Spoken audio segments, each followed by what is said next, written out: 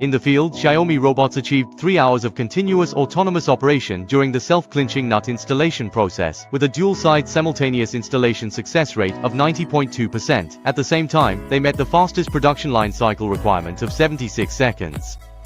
According to the introduction, in this task, the robot continuously and precisely picks up self-clinching nuts from the automatic feeding device and places them onto the positioning fixture for automatic tightening, working in coordination with the sliding table conveyor and the automatic positioning and locking at the workstation.